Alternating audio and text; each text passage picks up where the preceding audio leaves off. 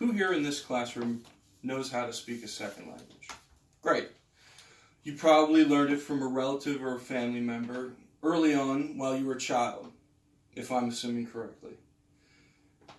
Now, it's with this distinction that I would like to reinforce the fact that we need to teach our children a second language earlier on in their development, more so when they're more receptive to learning another language. So, why, might you ask, should we do this?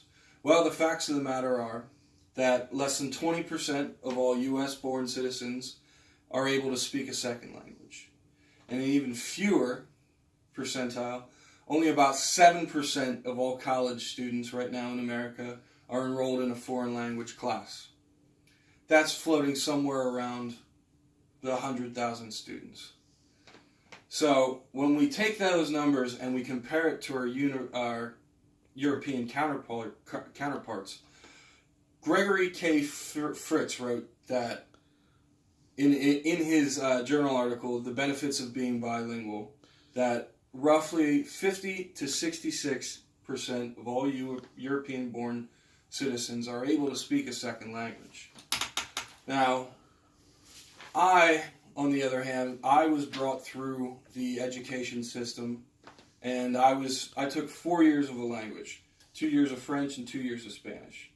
Now, I can converse very rudimentarily and understand the language a little bit, but I'm still nowhere near fluent or anything to that effect.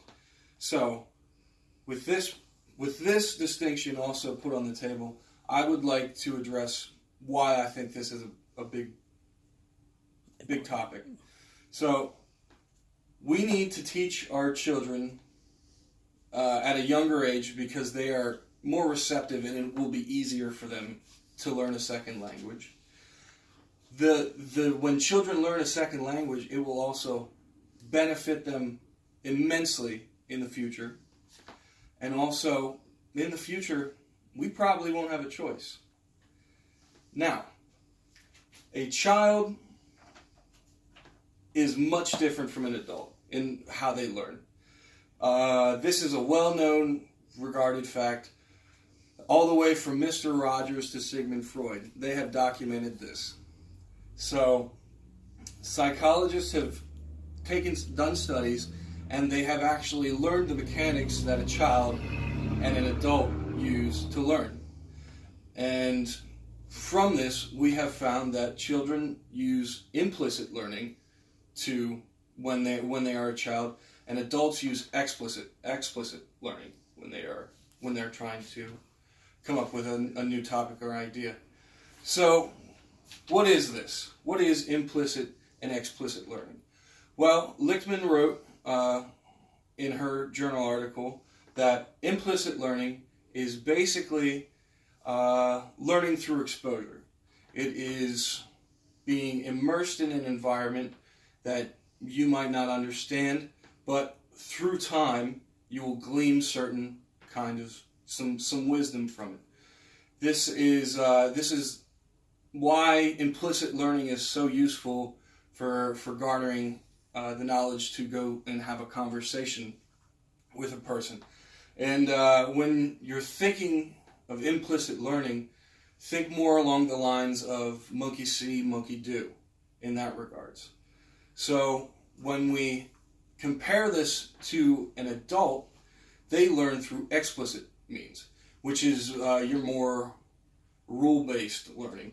Now, rule-based learning is good in the sense that it gives you logical conclusions that you can follow through steps, but it is not so good for like trying to understand a conversation. So when you're using explicit learning, it's more or less for decision making and task performing and reading and writing, as opposed to implicit, which is more for a conversation. So when you're thinking of explicit learning, think more along the lines of book learning. So, what are the benefits of learning a second language earlier on for a child, more so than an adult? Well, when we're learning a second language, specifically a language that has the same root language as our own, i.e. Latin or Gallic or Celtic or anything like that, those are basically set on the same phonetic structures and have the same, more or less, grammar rules as from one language to another. So if you were to learn a language that has the same base root language, you'd be able to glean more understanding of your own native tongue through learning the second language. So, other than having a great grammar, comprehensive grammar understanding, it will also help the child immeasurably with conversing with other people. Learning a second language basically opens the child up to a whole nother realm of people that they can converse to, and that therefore you can learn cultural influences, stigmas, and basically get a more worldly knowledge about the people around you. And learning this distinction will also help the U.S. economy in a sense, because we do have foreign borders with our French-speaking northern neighbors, Canada, and our southern-speaking Spanish neighbors, Mexico. These two countries are powerhouses economically, and we are also an economic powerhouse. Some would say the economic powerhouse, because English is basic. Everybody knows that the English language is the language of business. So, if we were able to converse with our neighbors on a more worldly level and understanding, we would also benefit immeasurably economically with a free trade not free trade kind of, but more or less a free trade of ideas and thoughts. So, with this distinction, I would also like to point out that a child also learns easier than an adult because they have not yet reached cognitive maturity yet. This is basically what we call, psychologists call, a sponge brain. This sponge brain, basically, it's exactly what you think. It's able to soak up all the knowledge around it and glean ideas from it. Now, why, might you ask, do we need to do this? Well,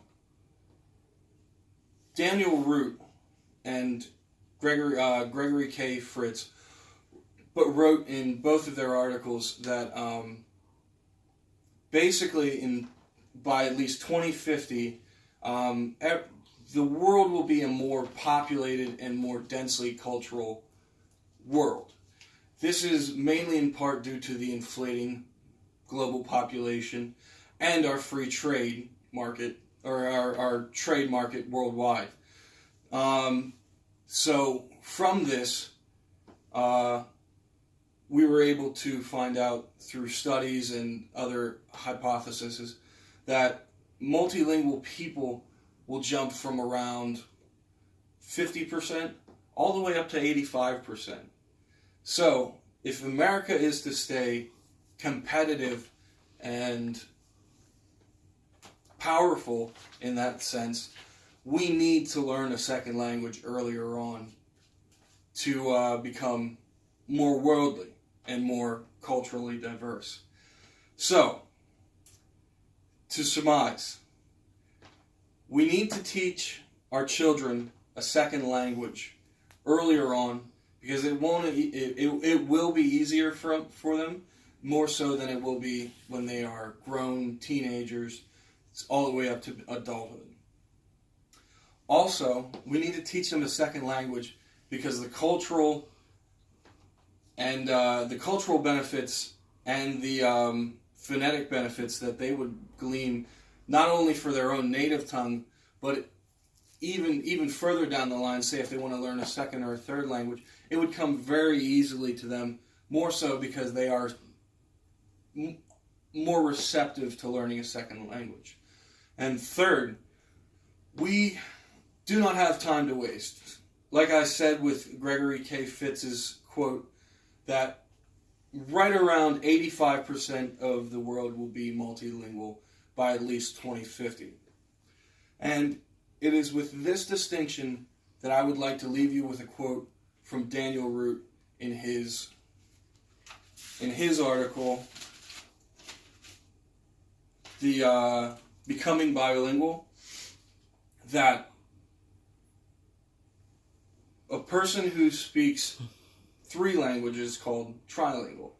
A person who speaks 2 languages is considered bilingual. And a person who only speaks 1 language is American. And only with you and our increased support will we be able to change this stigma. Thank you.